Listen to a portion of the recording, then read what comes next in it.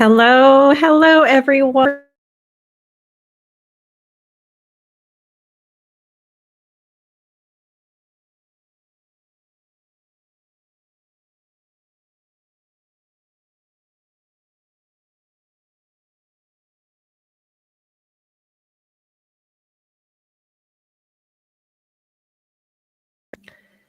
Here we go.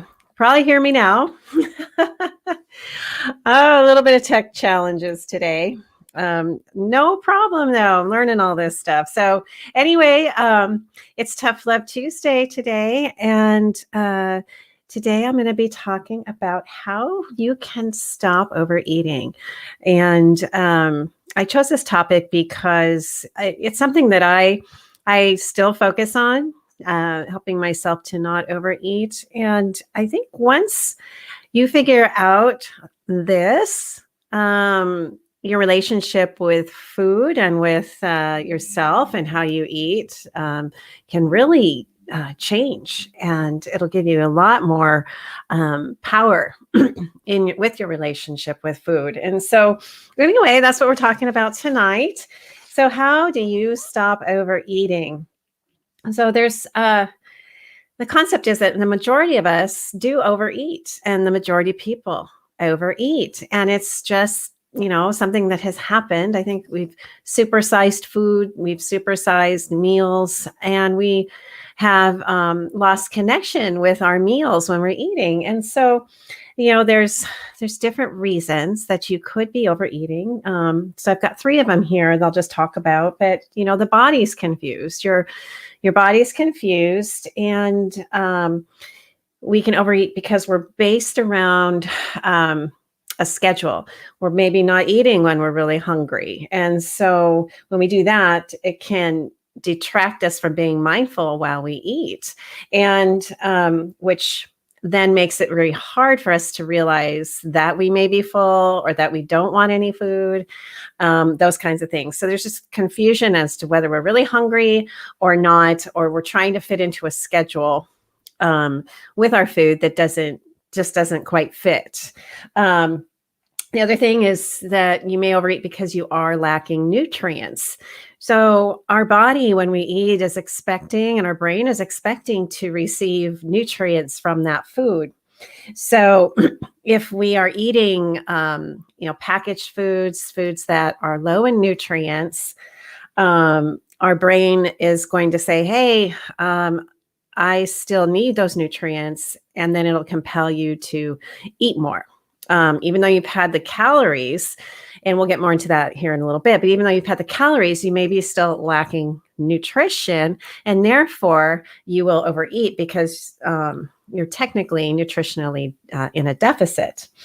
And then the other thing would be people tend to overeat because, we're craving something other than food, so the poor nutrition, and then also the habits and of an emotional response with food can compel us to overeat. So like Ingrid and I talked about in our book, Your Personal Journey with Food, it's like, are you really hungry, or do you need a hug? Are you trying to cover some boredom up with food, or is it just a habit? But are you craving something other than food? And those could be the main reasons why you could be overeating. So what you can do to help get it under control, is make some decisions. Is number one, to first really recognize that you have an issue with overeating.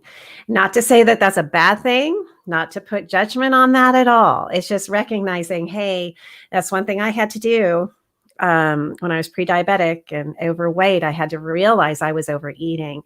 And so making that realization is the first thing. Second, make yourself available to try new things and try different strategies. So I had a difficult time with that. My brain thought I was going to die if I ate less than I did.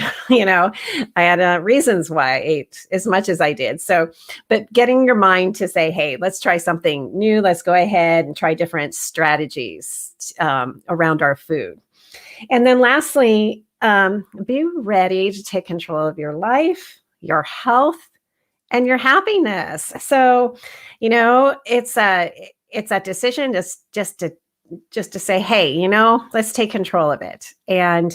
But in that process, again, I don't want you to look at it as a bad thing. Just say, hey, I'm going to figure this out. And we can actually make it pretty fun. So how you can stop overeating is to implement what's called mindfulness. And I'm just asking you to implement it in one place, but whenever you learn and what I'm going to tell you now, you can implement this practice everywhere in your life. So, mindfulness means that you're being present and you are aware of how you're feeling, what the surroundings are. You're not worried about tomorrow. You're not worried about yesterday, but you're just present. And so when you eat in what's called a mindful way, that can help you stop overeating. And the elements that you can implement, to do this are very simple. So the first one is to slow down. So slow and eat slowly. And that can be hard because we're used to just kind of shoveling food in our mouth and we don't really pay attention. But if you can slow down and realize that you don't have to rush. Okay. So slow down, remove distractions, refining the communication between, your body and your mind, and recognize that you are full. So just kind of refining that, working on that concept. Distinguish between physical and emotional hunger. So again, we can get confused. We can say, hey, am I really hungry? Or am I emotionally eating? Okay. So getting mindful and focused on that. Entertaining your senses when you're eating. We'll go over that here in a minute. Finding and healing negative relationships with food. Okay. That's really important. And then notice how individual foods make you feel. So when you're eating mindfully, you're paying attention to how do foods make you feel? Do they make you feel full of energy? Do they make you feel sluggish? Do they make you feel bloated? So you just don't want to move around, and really looking at those things. And then, I love this one, learning to appreciate your food truly. So we can think that food might be separate from us, or the habit of, the act of eating is just to eat. But if we go ahead, mindfully focus and truly appreciate our food, that changes that concept of how we're eating. So I'll go over more of the components and all of these here in a second, but mindful, being present, paying attention, it's going to shift the way you can replace, say, negative thoughts and reactions and habits that you put around food. You can, by being mindful, you'll notice them, you'll pay attention, and you'll catch them. So you can make that decision. Am I just eating, because I'm bored or I'm sad, and things like that. So we'll go back to eating slowly. So that is extremely important. Benefit of chewing your food and eating slowly. It helps your digestive tract. It also helps that communication from your stomach to your brain happen. So it takes about 20 minutes for your brain to learn and to know that you're full. So if you have, eaten really fast and Jamie S says super chewy, every yummy morsel of, yes. So, when you're chewing your food and slowly eating it, that number one, it'll give you time to know if you're full and if you're satisfied or not. So, I talked about that 20 minutes for the communication to happen. And so what can happen is that, again, you may not even begin to sense you're full till after you've eaten. And by that point, you're so stuffed, right? And uncomfortable because it was so quick. So I don't want to mess this up, so I'm going to read this literally. But there were researchers at the University of Rhode Island examined the speed of various participants and when they ate. And the study concluded that slow eaters consume 2 ounces of food per minute. So that's a slow eater. Medium speed eaters consume approximately 2.5 ounces of food per minute. And then fast eaters consume 3.1 ounces per minute. So the differentiation of speed makes a huge difference, when you add it all together. So using this data, it can be concluded that someone who eats fast will eat approximately 22 more ounces of food compared to those who eat slowly. So I thought that was pretty interesting. Now they did another study. Now this one, I really want it to drive home here. Another study conducted at the University of Rhode Island calculated the number of calories consumed between different eating speeds. And it was shocking when I read this. Okay, I want you to hear this. Women who ate quickly consumed 646 calories in 9 minutes. So I'm going to repeat that. Women who ate quickly consumed 646 calories in 9 minutes. Women who ate slowly consumed 579 calories in 29 minutes. 29 minutes. They ate slowly. They consumed 579 calories in 29 minutes. So 67 fewer calories while they still ate 20 more minutes longer. So I hope that makes sense. So maybe, your mind can sit there and say, whoa, if I just slow down, number one, I'll know I'm full faster. If that makes sense. If I slow down, I'll be able to get the signal that I'm full and I won't eat as many calories. It's really interesting. I found that study to be extremely interesting. So, it can be hard, easier said than done. It takes practice to eat slowly.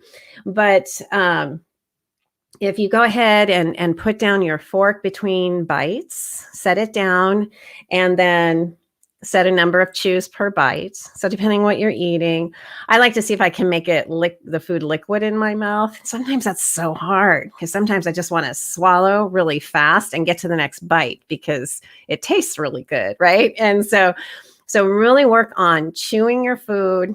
Set your utensils down between each bite, and then also allow yourself to take smaller servings to start with. You can always go back and get a second serving. Now, when I say that to myself, I hear my little 7-year-old self say, "But I'm the youngest of 6. If I don't get it all now, there's heck's not going to be anything left for seconds," right? And it was like, growing up, you're at a race to see who can. I remember staring at people's plates, and who's ahead of me or whatever. It's like, go back and get it seconds before anybody else. As an adult, you don't have to do that. So that was a big thing for me to realize I didn't have to eat so fast because I was racing to get more food, because if I didn't get it, my brother would eat it all or something like that. So anyway, you can go back for a second. So start out with a smaller portion, eat slow, and see how you do. And then go ahead and set aside, 20 to 30 minutes, to actually eat. And I found this really helpful for me as I do block the time on my calendar now, and I block the time to make my food as well as block my time to eat. And so that helps my brain to relax, and it allows me to say, hey, I'm fine sitting here enjoying my meal. And today, actually, I needed to set a timer while I ate because I ate before this, and I didn't want to, possibly miss my call, with you guys. So I set a timer so that my mind could relax, that I could just go ahead and eat and not stress about what time it was, and enjoy my meal. So the next thing you can do is have an accountability partner. So Eating slowly can actually be really fun with other people because you can talk about it. You can say like, "Wow, I never noticed this about this food," or "Gosh, I'm actually full sooner than I didn't realize I was full." And when you have more people doing that with you, it's a lot more fun. Even if you're not together, but you can say, "Hey, have a girlfriend or another household. Say, hey, you guys try it. Let's see what happens." And make it a fun experiment. So eating slowly, slowing down. Um, and then the other part of it is going to help you to stop overeating is really paying attention to your senses. So, we know that I think about our taste and our smell as being part of eating, but there's a lot more to it if we look at that. So, taste, of course, is obvious, but when we chew our food, we can sit, like I said earlier, and really, do you notice the different flavors? Do you let your whole tongue get, taste buds get involved with the meal? Do you notice if the food is sweet or sour or bitter, salty or savory? And really think about that as you're eating. And then I like to say, I like looking, gosh, can I taste the different seasonings? And the other thing is you might find, gosh, here's a food, maybe you don't even like it. You thought you did, but now that you've slowed down and you're really tasting it and seeing what you're eating, you may have a connection that's like, wow, I don't like this food. It's really fun, I guess. I love the exploration of it. I love it. So the next thing would be smell. So, smell your food when you're eating. Does the smell really relate to the taste? And does it smell fresh or not, and do you like the way it smells? Take a look at what's on your plate. Really, gosh, is it colorful? Is it bright? What's it look like? Is it vibrant and dull? So you're really taking in the sense, the aspect of you're looking at what you're eating, you're chewing it, and actually, enjoying your meal. So that's one way to really help you stop overeating. Another thing would be water. Hydrate, hydrate, hydrate, hydrate. So the same part of the brain that knows you're full is the same part that tells you that you're thirsty. So sometimes we can eat. We think we're hungry, but actually we're thirsty. So grabbing a glass of water and then waiting about 15 minutes and see if you really are hungry or if you were just thirsty. We can all forget to drink water, and that can make us tired. It can make us, like I said, feel like we're hungry. So grabbing a nice glass of water first, and even just before you eat, about 15 minutes prior to dinner, go ahead and have a glass of water. And that'll start that communication going between digestion and your brain so that you'll be a little bit ahead of the game in terms of, am I full?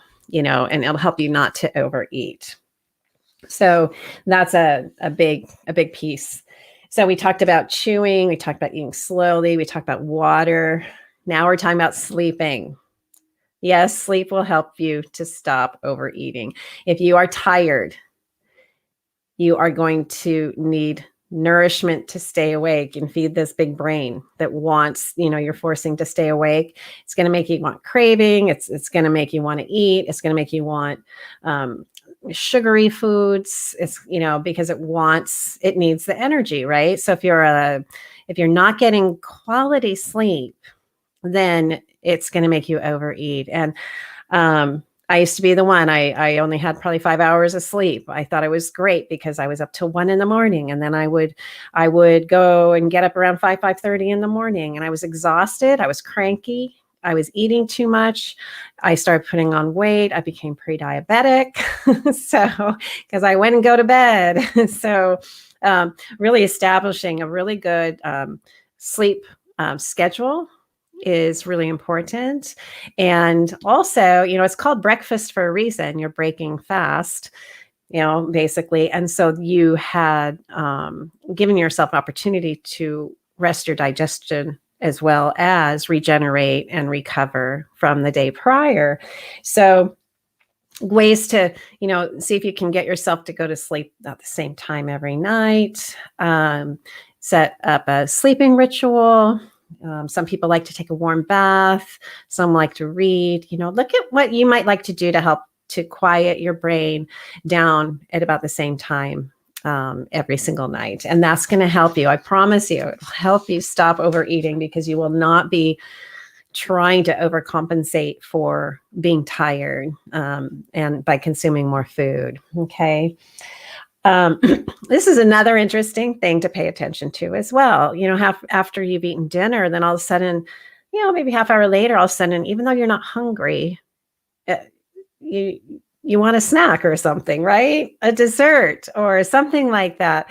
And so I know that they're doing studies to try and figure that part out, but it is true. Like last night I ate dinner, and then about 30 minutes later, it's like, what's next? My brain's like, what's next? What's the snack? And it's like, we're not hungry. We don't need a snack, So finding something else to do, and read a book or find something else that brings you joy, or something to think about other than food, will help you to not overeat. So that's a great example.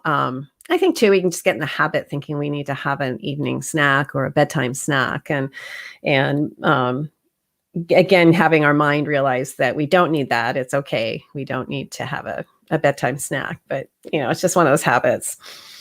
Another thing that's going to help you to not overeat is creating a distance between you and your food. So that's basically,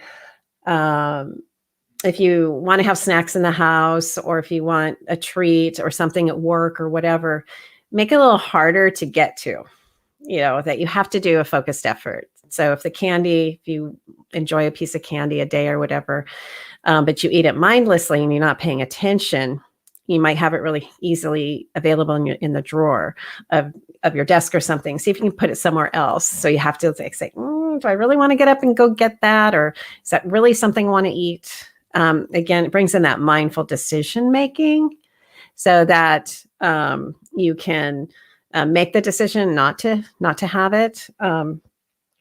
Some of the things for me, I just can't have them in the house. I just can't. They will call me no matter where I hide it. I know it's there, and the caramel will call me, and it will call me, and it will call me. So I just can't have it. I just can't have it around. And that means I just have to make an effort to go to the store and actually buy it. And that helps me to not do that, and not do it often. I do it sometimes, because I believe that we should, just Jamia raisins. Jamia is raisins.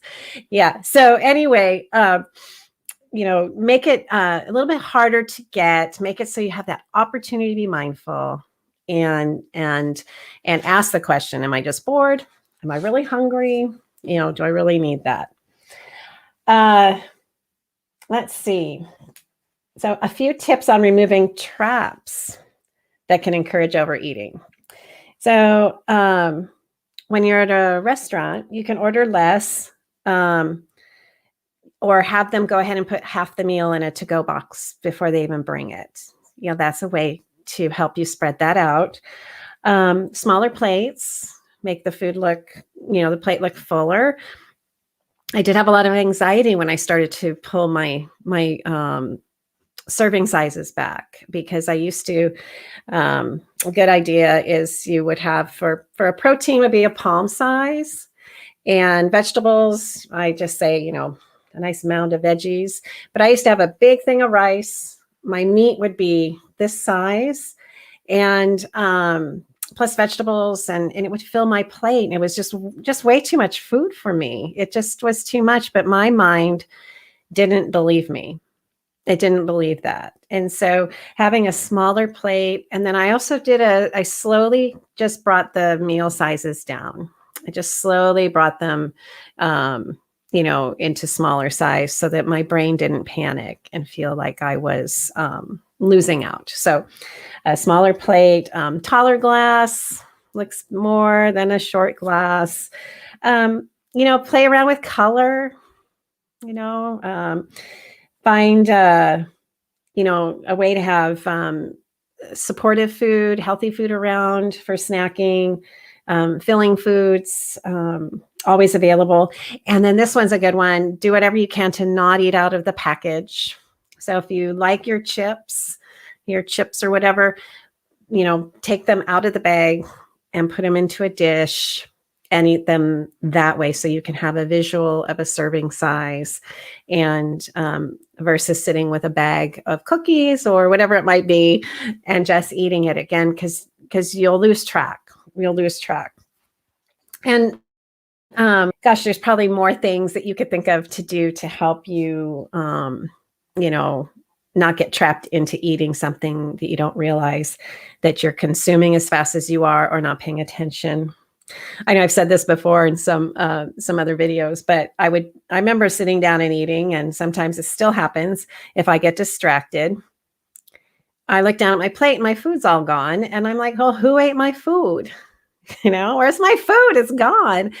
And I realize it's in my stomach, and I didn't enjoy any of it because I was too distracted. So my mind didn't get the fun out of it. My taste buds didn't have any fun.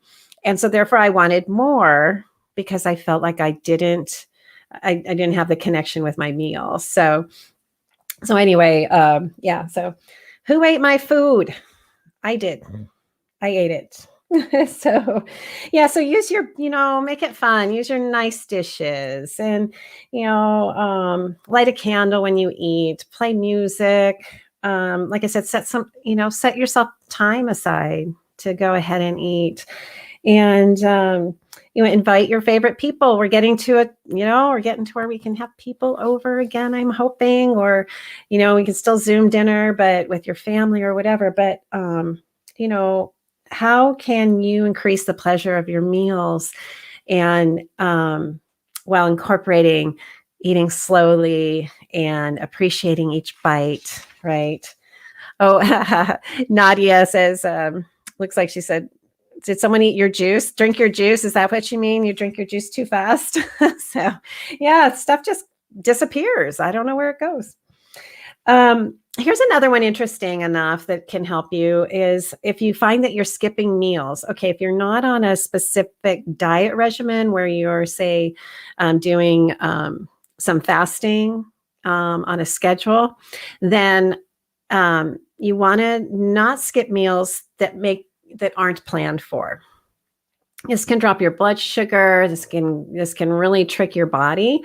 And what can happen is then when you do have access to food, you can tend to eat, a lot more than you normally would in that whole day. So have snacks around, prepare for the emergency.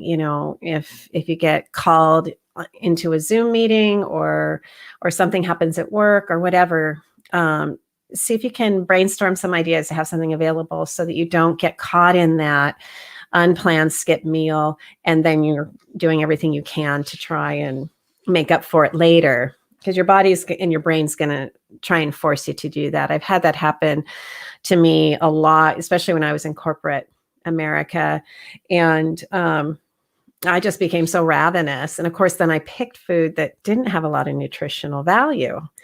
So, I just got caught in that tailspin. So, let's see here. We've got another one to help you stop overeating, is managing your stress. Okay. Because stress really, it activates the, cortisol. We can stress eat. And so really, again, when you're wanting to eat, say, why am I wanting to eat? Am I stressed? Am I bored? Or am I really hungry? Okay. So great ways to manage stress is honestly, it's exercise. Get that body moving, because if you have cortisol flowing through your body, you've got to burn that out. That is an instinctive DNA, or how do I want to say it? It is inbred in us from, when we were created, to run, to flee, to get away. And so use that to your to your benefit and exercise. Okay. You start getting stressed, get up, walk around. You start getting stressed, do wall push-ups, something to get your body moving. Okay. Other ways for calming yourself would be a nice warm bath, music. What is it you like to do to de-stress? So, because again, when we are stressed and we are stressed eaters, we don't realize it, right? And so again, that bringing back that mindfulness and why are we eating? Okay. And it's in, and bring in your family, everybody, let's figure this out. How can we enjoy our food together and really make it fun and not, how do I say it? We can look at dieting or things like this is like we're taking things away, but the reality is we can give ourselves the opportunity to really have a wonderful meal with our family and our friends, talking about the food and, participating in making it and really think about how that food is going to serve us, so involving your family and friends is a great way to go. So lastly, we're just going to go through these questions again. It's really going to help you. So anytime you want to eat, you're going to ask yourself these types of questions. So am I hungry? Am I satisfied? Do I need more food? It's just things, as you're eating. Or what's causing me to crave more? How fast did I eat? It's like, oh, well, I don't remember eating, so it's probably pretty fast. Or, hey, I kind of ate slowly and it was really fun. Did I eat intentionally? Did I enjoy what I had eaten? Again, that's one thing I found is some of the stuff I used to eat, I'm like, ew. Now that I really think about it, I don't want it.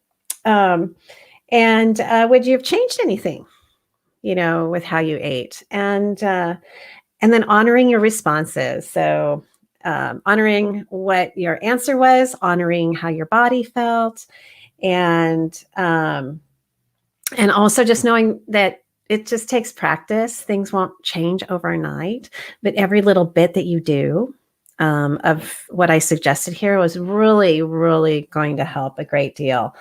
And so, like I said, I'm a health coach and a trainer, and I still have times when I look down at my plate and I don't remember eating it. So I don't want you to think like if you have a bad day and you can't do this every single day, there's something wrong with you, because we're all human, and realizing that. But I do believe that by doing what I've asked or suggested here, you're going to be able to create a really great eating, how do I say it? A great environment for eating, and a lot of understanding about why and how you eat, and just being a lot more present with your food. So with that, I think I have finished. I counted through all my notes. But yeah, so yeah, overeating, it just see how much more present you can be. That's it. And go ahead and practice and have fun with it. And that's it. So Tough Love Tuesday's over for this week. And yeah, if you have any questions, always feel free to message me. You can private message me. Also, later on, I'll be converting all these to podcasts, so you'll be able to listen to them later if you like. And with that, have a wonderful, wonderful evening. I'll talk to everybody soon. Bye. Take care.